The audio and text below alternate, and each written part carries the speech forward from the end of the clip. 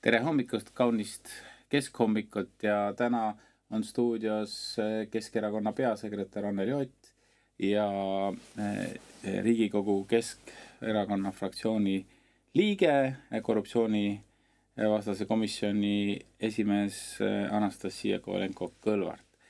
Ja räägime ikka ühiskondlikel poliitilistel teemadel ja kuna valimised on kohe tulemas, siis arutame natukene taas valimissüsteemist, kuidas oma hääle saan anda.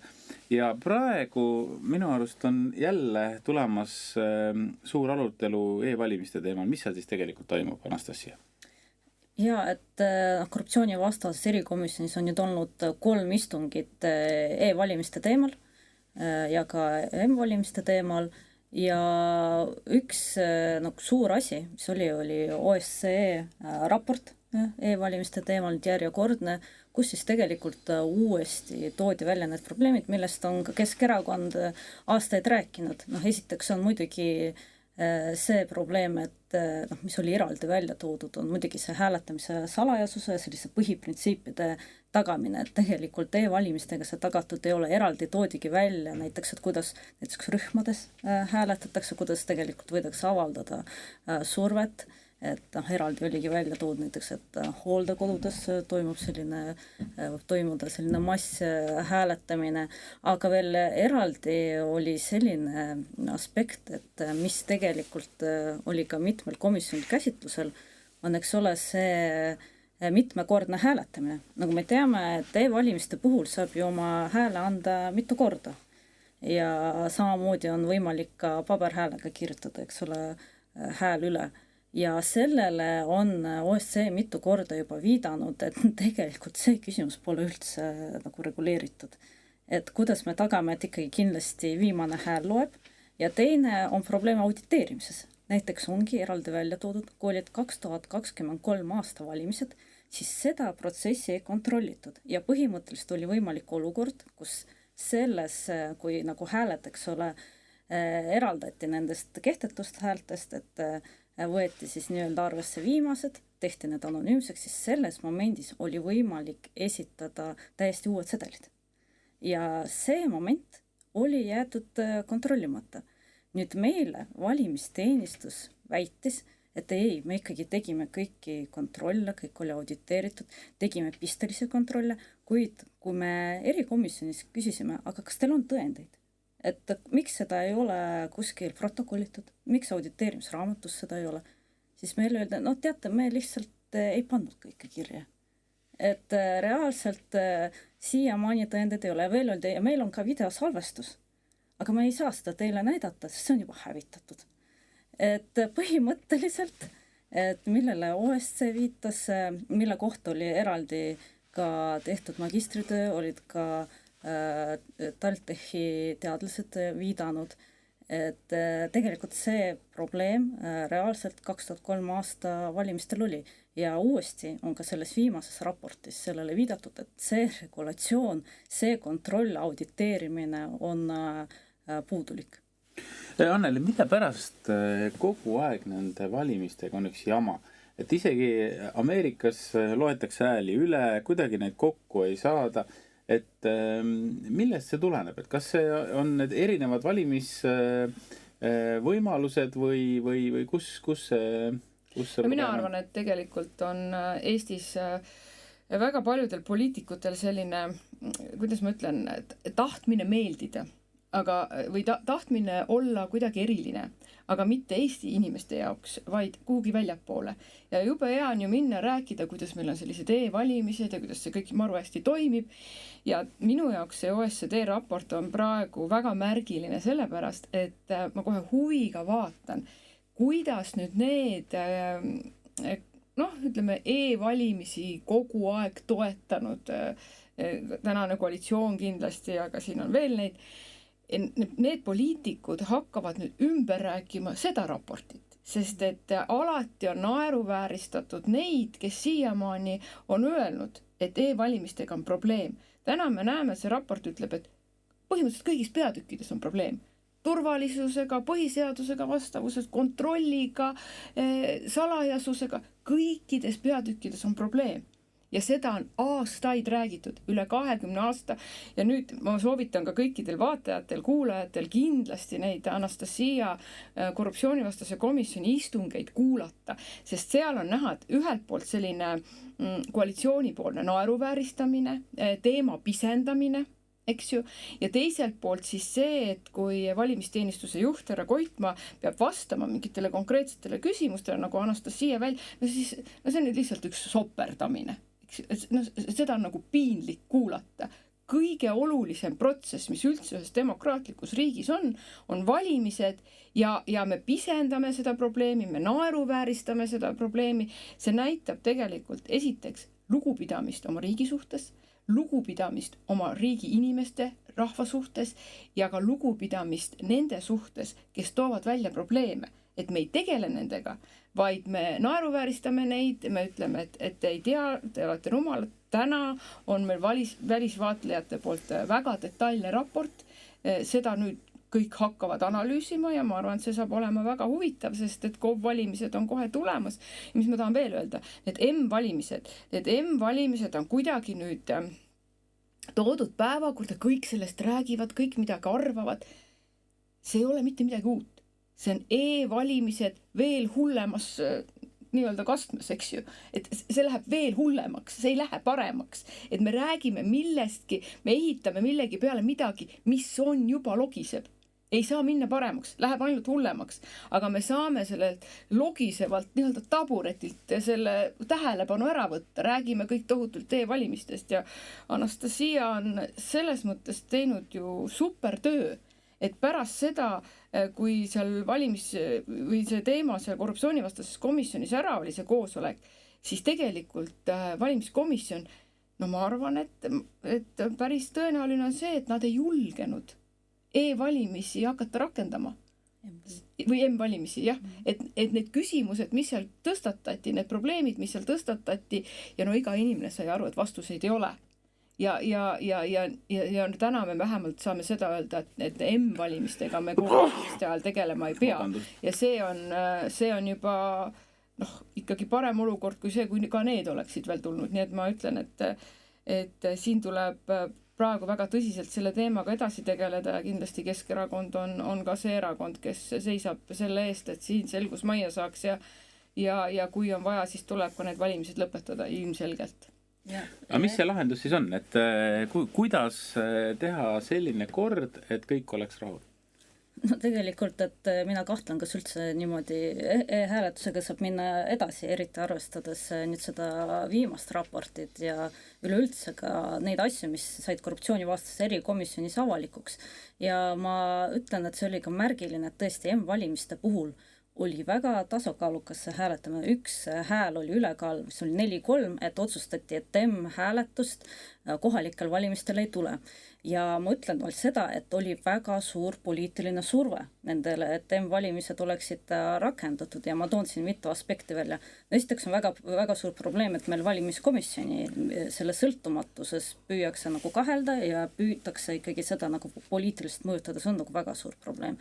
Teine asi, mis sai ka korruptsioonivastase erikomisjoni istungil avalikuks, et kuidas on võimalik, et Reformierakonna minister Andres Sutt aastal 2022 andis juba suunise Riiale, et töötage välja M-valimise äpp, eraldas selle jaoks raha ja ütles, et eesmärk on, et me saaksime seda kasutada 2023 aasta valimistel. Ja mis on nagu oluline, selle kohta ei olnud ühiskonnas arutelu, seadusandja ei võtnud mitte mingit seadust vastu, ei olnud Riigikogus arutelu, aga Reformierakonna ministri poolt oli antud poliitiline suunis, poliitiline käsk juba seda asja rakendada, ilma ühiskonnas oleva konsensuseta. Ja väga, väga nagu oluline aspekt ma toon välja, oli selles OSCE raportis, kus oli kirjas, et tegelikult peaksid olema suuremad karistused, et meil need karistused ei ole proportsionaalsed, kui on näiteks võimalik võltsimine. Ehk siis nad läbi selle, et kui me nagu natukene laiemalt filosoofiliselt arutame, näevad, et tegelikult, eks ole, see võltsimise tõenäosus on ja et tegelikult see on nii selge rikkumine et nende hinnangul need karistused täna ei ole proportsionaalsed, et selles osas. Ja veel üks aspekt, mis on minu arust väga oluline, on see, et on eraldi raportis kirjas, et usaldusväärsus on järjest langemas.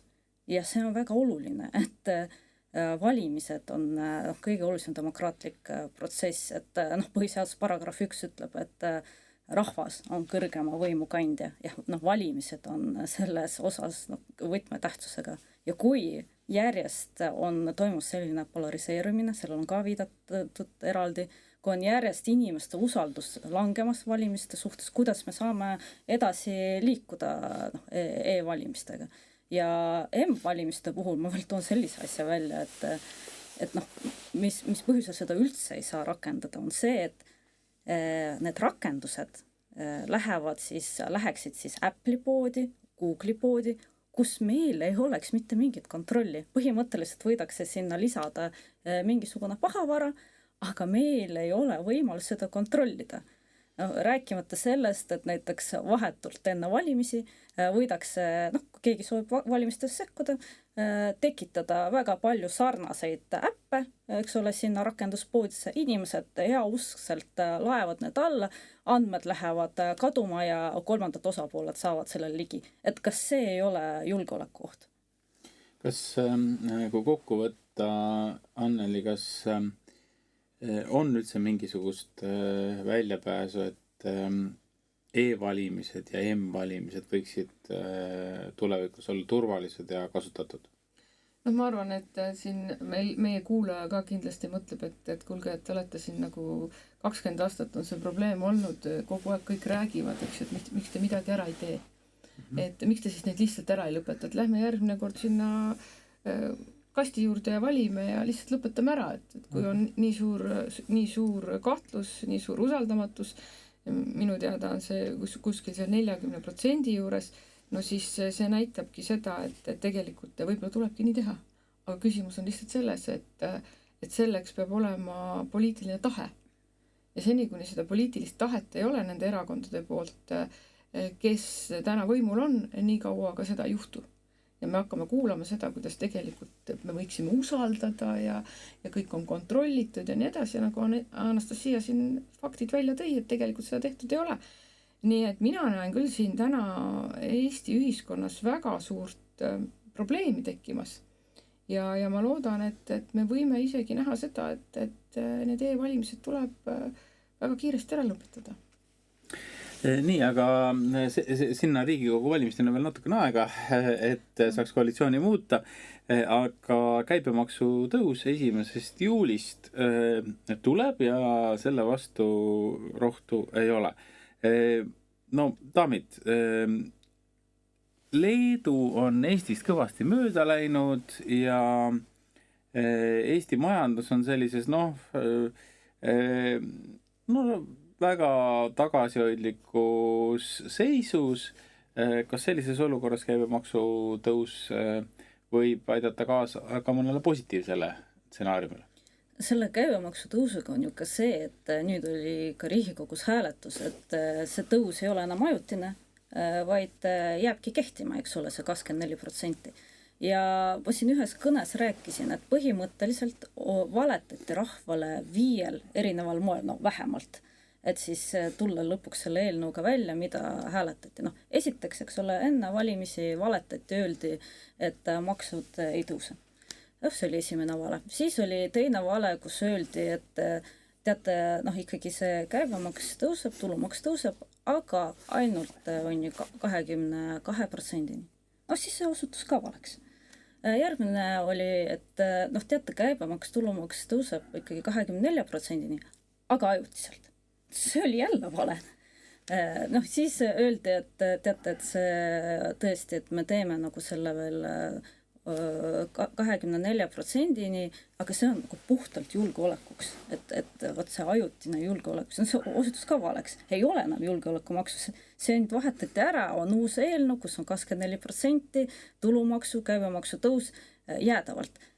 Ja see oli siis 4. vale ja nüüd 5. vale on see, kuidas peaminister Kristen Michal ütles, et nüüd tema ajal meie lõpetame selle maksufestivali. ja üldse maksud hakkavad langema. See oli jälle vale, et maksufestival alles algab, nüüd 1. juulis maksufestival algab ja tegelikult selle õige nimi on hoopiski maksupõrgu. Et kujutage ette, et 5 erineval moel, mis ma olen praegu öelnud, on inimestele valetatud, pärast sellised valesid oleks riigimehelik tegelikult tagasi astuda. Aga riigimehelikkus ei ole see, mida saab öelda ei selle peaministri kohta ega ka selle niinimetatud koalitsiooni kohta, mille toetus on täna 18%. No siiski midagi.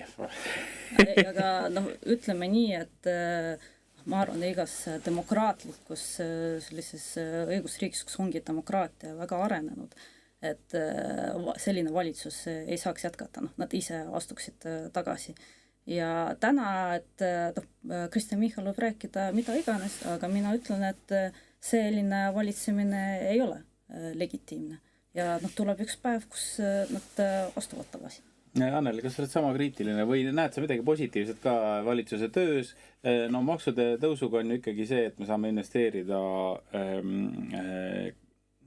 kaitse tugevdamisse, julgeolekuohtude vähendamisse, neid jutleme kõik. Nüüd sa oled valitsuse pressisekretär, eks? Ma pean küsima, et kas sa näed midagi positiivset ka? Aga ma tahtsingi öelda, muidu läheb väga ühte poole kaldu. Ei, ma just tahtsin öelda, et tegelikult ega siis maks iseenesest ei ole ju halb, kui see on ühiskonnas kokku lepitud ja kui meil on ühiskond, kes on võimeline seda maksma. Et küsimus on selles, mis selle maksuga tehakse. Ja miks me oleme jõudnud sellisesse olukorra, kus me täna oleme. Nii nagu ma siin varem olen ka öelnud, et lugupeetud eelmise peaministri selline lemmiklause oli see, et Eesti on ikka edetabeli rahvas, eks ju, et me tahame olla edetabelis, aga küsimus on see, et millises edetabelis ja kahjuks täna me oleme ja kas ülevalt vältpoolt? Ja täna me oleme see edetabeli rahvas ikkagi nii-öelda negatiivses mõttes ja ma arvan, et seda Eesti rahvas kindlasti ei ole kunagi tahtnud ja ei ole ka selleks andnud nii-öelda tänastele koalitsiooni erakondadele mandaati ja see on tegelikult väga oluline point, et ei ole antud mandaati nendele otsustele, mis on seotud rohepöördega, mis on seotud Rail Balticuga ja kui me räägime nüüd julgeolekust, siis igaüks saab aru, et see on oluline, aga täna nii Läti kui Leedu, me oleme kõik samas olukorras ja kuidas on võimalik, et siin samas meie naaberriigid, majandus areneb, on potentsiaal tugevneda ja meie lihtsalt hangume. Me oleme täiesti paigal seisul ja kui sa räägid siin ettevõtjatega, inimestega, kes on tihedalt seotud energeetikaga, siis nad katkestavad sind poole lause pealt ja küsivad, et Anneli, mis sa tahad küsida, et kas tunneli lõpus on valgus? Ei ole, seal ei põle pirni. Meil ei ole seda valgust. Meil ei ole täna võimalik riiki kui sellist müüa ei väljapoole ega ka oma inimestele. Ja kuhu me täna jõudnud oleme, on see, et meil ei ole võimalik seda müüa ka enam oma noortele. Sest me oleme suutnud neil sõna otseses mõttes juhtme niimoodi kokku ajada, niimoodi lühisesse, et nad ei saa enam aru, mis siin toimub. Paneme kaamerad üles, liikluskaamerad, filmime kõiki, tuleb välja seaduse vastame, teeme siin tagant järgi ümber, on hullu. Tegelikult neid oli vaja. Mis sõnumi me anname ühiskonda sisse? Mis see sõnum on? Esiteks on see, et me ei tea, mis me teeme. Me rööprähkleme hommikust õhtuni, kulutame tohutult vahendeid ja raha, midagi pärast ümber teha, midagi pärast parandada, otsused on läbi mõtlemata. Millest me tahaks rääkida, on see sama Tartu vangla teema, eks ju, kuidas me täna kuuleme, kuidas kõik on kontrolli all. Kui me loeme siin magistritöid, kui me loeme kas või õiguskantsleri büroo uuringut, mida me näeme? Need varjatud ohud, mis võivad tulla, mida Eesti maksumaksja peab kinni maksma, need on kõik läbi mõtlemata. Mis tähendab jälle seda, et me oleme samas olukorras. See on juba selline käitumismuster nii-öelda, mida võib-olla peaks hakkama nagu juba vaatama kui täiesti tavalist normaalsust Eesti riigis. Hakkame ümber tegema, maksumaksja hakkab peale maksma, hakkame parandama, sättima, vabandama. Vabandama me ei hakka, ütleme, et kõik oligi nii planeeritud. Nii et selles mõttes ma ütlen, et maks iseenesest, erinevad maksud, ega Keskerakond on välja käinud väga erinevaid võimalusi, kuidas seda olukorda parandada. Eks ju, astmeline tulumaksu teema, pankade kasumimaks, eks, et neid näiteid me oleme võimalusi pakkunud, eks ju, toiduainete käibemaksu langetamine, et kohalikke ettevõtjaid toetada, et kohalikku inimest toetada. Täna me kuuleme seda, kuidas toidupoodides peab hakkama panema juba neid, no mis need on, et vidinad, mis häält teevad, kui sa midagi taskusse turvaelemente, eks, et see näitab ju seda, et ega inimene ei lähe sinna toidupoodi niisama toreduse pärast varastama. See näitab seda, et ühiskonnas on midagi väga valesti. Kuskil on midagi väga katki. Eks? Aga meie valitsuse liikmed ei kuule seda. Nendel on enda mingisugused illusoorsed ettekujutused, kuidas kõik hakkab paremaks minema ja kui makse tõusta, siis tegelikult jääb inimestel rohkem raha kätte ja kui sa seda kõike kuulad, siis noh, ma üldse ei süüdista noori, kui on näha, et nende vajadus erinevate vaimse tervise teenuste järgi järjest kasvab, sest noh, täiesti loogiline on see, et sa ei saagi enam aru, mis siin toimub ja kuhu siis peaks seda perspektiivi nii-öelda sättima. Anneli viitas siin sellele, et nendele kaameratele, millest me oleme varasemates saadetes ka rääkinud ja kontrollile, aga rahapesu andmebüroos oli ka mingisugune väike segadus. Selgita, Anastasia, seda ka natuke. No kui me rääkisime jah tõesti nendest kaameratest tänavatel, mis pildistavad autosid, aga tegelikult pildistavad ka inimesi autodes ja inimesi, kes on seal läheduses, et nüüd püütakse seda tagantjärele seadustada, aga palju hullem asi, mida üritatakse praegu, milline võim tahetakse anda rahapesu andmebüroole ja teistele, kes saavad nendele andmetele ligi, põhimõtteliselt kõik andmebaasid, 11 erinevat riiklikku andmebaasi seal, kinnistusraamat, eks ole, rahvastikuregistri, kõik ühendatakse kokku ja tehisaru hakkab iga inimese kohta tegema sellist profileeringut. Iga inimese kohta tuleb profiil, aga noh, öeldakse, aga andmed on anonüümsed, sest et iga nagu selle isiku kohta tuleb pseudonüüm.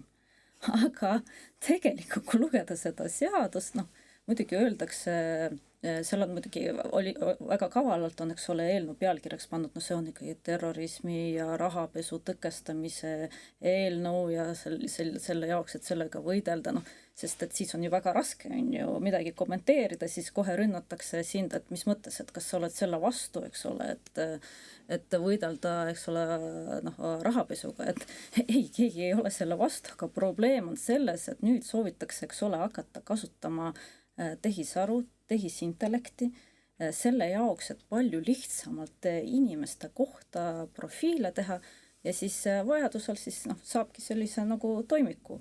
Et ja on juba ka isegi pangad on välja toodud, et seal see ei ole anonüümsuse tagamine, see, et kui sa paned pseudonüümi ja see sõnastus on meelega kirjutatud niivõrd laialt välja, et põhimõtteliselt sa saad nagu need andmed kätte, et seal ei pea olema nagu reaalset ohtu, et see inimene võib olla potentsiaalselt kuidagi rahapesuga seotud. Ei, seal ongi kirjas, et noh, võib olla tõenäoliselt, teoreetiliselt kuidagi kaudselt ta võib teada kedagi, kes kuskil. Ja noh, ja põhimõtteliselt selle alusel võib vaadata inimese kohta kõik andmed, kes on tema sugulased, kellega ta suhtleb, kes on tema sõbrad, kus ta käib tööl, mida ta igapäevaselt poes ostab, kus ta elab, milline võib-olla kinnisvara tal on. Kõik need andmed lähevad kokku ja probleem on selles, et sellel lastaksegi niimoodi edasi nagu eelnõu nagu läbida kõik need 3 lugemist, et minu jaoks on nagu arusaamatud, kuidas on võimalik, et meil ei ole ühiskonnas selle kohta debatti. Et kuidas üldse saab olla selline, et me järjest liigumegi sellise nagu jälgimisühiskonna poole ja arvamegi, et see on normaalne, et kui meil on sellised tehnilised lahendused olemas, eks ole, et siis järelikult riik peab kohe hakkama neid kasutama. Nii, aga nüüd natukene erakonnapoliitikast ka. Anneli Keskerakonnal oli volikogu ja volikogult otsustati, et slogan kohalikeks omavalitsuste valimiseks on ummikust välja. No mis ummik see siis tegelikult on, kust on vaja välja tulla? jah, tõesti, et erakond võttis vastu siis oma valimisplatvormi kohalike omavalitsuste valimisteks sel aastal ja see platvorm on siis selline üldine Keskerakonna põhimõtteid kajastav dokument, kust kõik inimesed, olenemata siis kohalikust omavalitsustest, võivad lugeda seda, mis on Keskerakonna poliitikute eesmärgid, olenevalt siis võimalustest, et millises omavalitsuses nad võimul on. Et noh, kui me räägime näiteks Tallinnast, me räägime lasteaedade kohatasust, siis noh, me kõik saame aru, et Tallinn on suur omavalitsus, rahalised ressursid on teistsugused, kui on kuskil Kagu-Eestis või saartel, eks, ja siin on palju lihtsam selliseid otsuseid teha, kui ollakse võimul.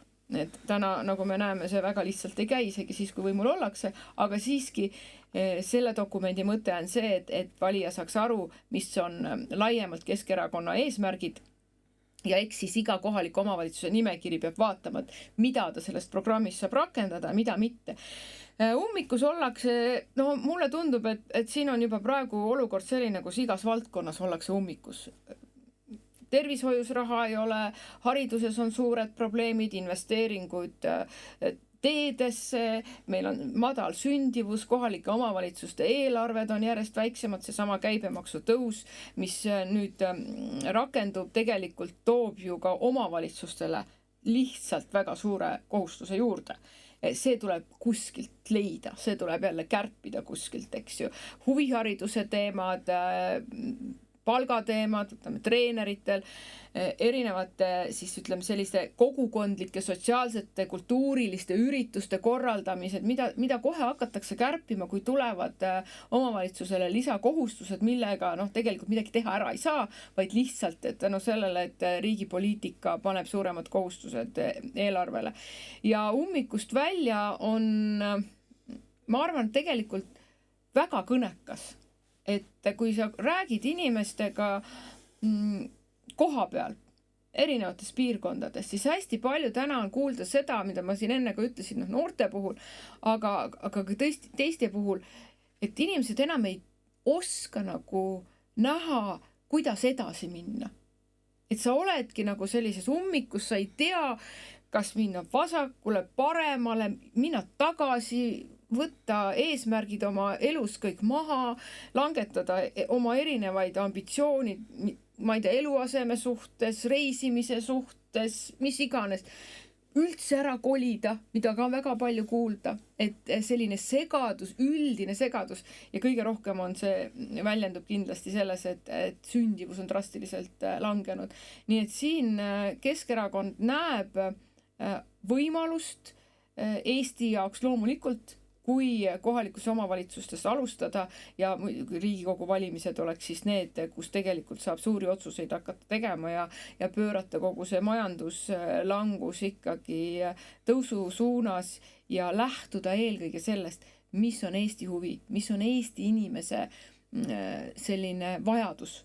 Et kõik need otsused, seesama rohepööre, mis me oleme nii palju rääkinud, kõik need erinevad planeeringud, täna juba tuleb see, kuidas Eestis ka hakatakse neid eesmärke üle vaatama ja nii edasi. Me oleme rääkinud pikalt seda, et selline ideoloogiline rohepööre tuleb peatada. Me peame põlevkivi elektrienergiat toetama, et Eesti inimestel oleks võimalik. Üks on see, et sul kodus põleb lamp, teine on see, et sul tuba on soe, et sul lapsed saavad normaalses keskkonnas kasvada, et ettevõtlus saaks toimida, põllumajandus, eks ju, et need on kõik väga sellised suured otsused, mida tuleb teha väga kiiresti, sest iga kaotatud kuu, iga kaotatud aasta lükkab seda elukeskkonna normaliseerumist meil 10 aastate võrra edasi. Nii et siin väga pikka ummikus passimise aega meil ei ole ja ma loodan, et kohalikud omavalitsused on see moment, kus me saame hakata sellest ummikust välja liikuma. Anastasia, kas sa nõustud sellega, et ummikus liiga kaua passida ei saa ja kohe-kohe saame sealt välja?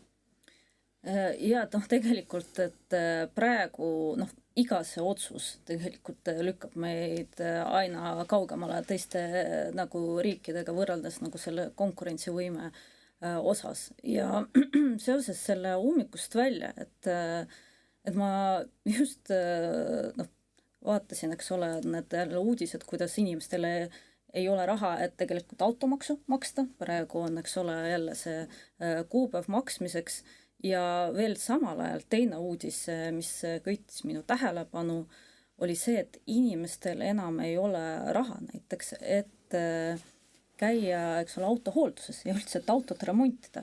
Ja veel paralleelselt on meil järjest vähenemas raha teehoidu. Ja kui me paneme nüüd kõik selle kokku, et kujutage ette, et me nagu esiteks meil on automaks jätkuvalt põhiseadusvastane. Seadusandja ja koalitsioon isegi ei tegele sellega, et viia see nagu põhiseadusega kooskõlla. See jätkuvalt riivab inimeste põhiõigusi, et tegelikult see peaks lihtsalt nagu ära tühistama. Me oleme selle nagu see põhiseadusvastas automaksuga üritame, eks ole, edasi liikuda, koormame inimesi. Samal ajal inimesed sõidavad katkiste autodega, mis on väga ohtlik, ja lisaks sõidavad ohtlikel teedel. Et mul on nagu küsimus, et kas tõesti nagu inimeste elu arvelt, et oleks valmis tegema selliseid otsuseid, see on tegelikult reaalselt ohtlik. Ja pole midagi teha, aga kohaliku omavalitsuse valimised saavad olema usaldushääletus nendele valitsuserakondadele, kes praegu võimul on, sest kahjuks kõik need otsused on negatiivselt mõjutanud regionaalpoliitikat, neid kogukondi, väiksemaid kogukondi maapiirkondades, väiksemaid linnasid, et ja muidugi ja inimesed tunnevadki, et nad on ummikus, et need linnad on ummikus, et väiksemad kohalikud omavalitsused on ummikus ja mina usun, et see on ka põhjus, miks rohkem inimesega tuleb välja, et hääletada, et vähemalt mingigi muutus hakkakski pihta, et vähemalt kohalikus omavalitsus, need kogukonnad, et see hääl hakkaks vastu valitsusele, oleks valmis minema näiteks kas või riigikohtusse, et vaidlustada mingid otsused. Sest kuidas praegu toimub reaalselt, näiteks sotsiaalminister ütleb, et ma ütlen, et mida teha inimestega, kellel lihtsalt ei ole raha, et nendel toimetulekul, nad ei saa hakkama, nad saavad pöörduda oma kohaliku omavalitsuse poole. Et kohalik omavalitsus peab nüüd aitama. Praegu riik paneb kõik kohustused kohalikule omavalitsusele. Ja see on see koht, kus kohalikud omavalitsused peavadki saama tugevaks pärast valimisi, et oleks rahva hääl esindatud, kes oleks valmis minema vastu ka nendele valitsuse otsustele ja tulema ummikust välja. Ma arvan, ma ühe repliigi ütlen siia juurde, et valitsuse otsuste selline mõju, et inimesed peavad minema oma valitsusse toetust küsima, on midagi sellist, mis näitab, et valitsusele teda üldse ei huvita tegelikult, kuidas Eesti inimene elab. Sest Eesti inimese jaoks minna abi küsima on väga-väga keeruline. Ja valitsuse kohustus on teha kõik selleks, et ta ei peaks seda minema tegema ja tal oleks need võimalused ise oma eluga hakkama saada. Aga see loogika, et mine kohalikku omavalitsusse, mine ja näita nüüd, et sa ei saa hakkama, alandab inimest, kes tegelikult on valmis tegema kõik selleks, et hakkama saada, tal on see potentsiaal, aga lihtsalt süsteemselt, põhimõtteliselt pannakse poliitiliste otsustega kogu aeg jalg taha. Nii, aga mina nüüd tahaks saate lõpetada positiivse noodiga ja minu arust on väga tore, et meil autod on kõik katki ja neid remontida ei saa, sellepärast, et kui tuleb jaanipäev, siis kõik sõidaksid nende katkiste autodega ringi ja võib-olla ei ole ka lõpuni kained, nii et siis on isegi väike rõõm sellest. No mina lähen nüüd kohe Toompeale igal juhul meeleavaldusele, kes tunneb, et tahab ka kaasa rääkida selles, et valitsuse poliitika ja maksukoormus ei ole enam vastuvõetav, et on kõik oodatud osalema, aga jaanipäev on selline, kus mina ütlen küll, et põlvkondade sidusus ja tegelikult ka noorte inimeste selline kodukohaga sidumine algab ikkagi kodust ja sellistest traditsioonilistest koosviibimisest. Need suured peod, kokkusaamised on ka toredad, aga aastate pärast jäävad ikka meelde need, kus ollakse just oma kogukonnaga koos, nii et mina julgustan küll võtma mõnes mõttes lihtsalt, aga armsalt ja soojalt neid jaanipäeva aega.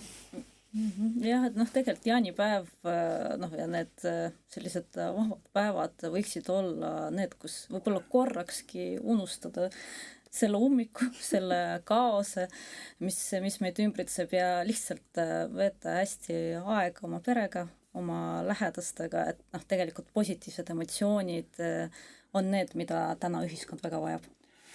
Suur tänu, Anastasia Kovalenko-Kõlvart, Anneli Ott, mina olin saatejuht Janek Mägi ja soovin teile kõigile kaunist jaanipäeva ja tulge siis pärast seda ummikust jälle välja.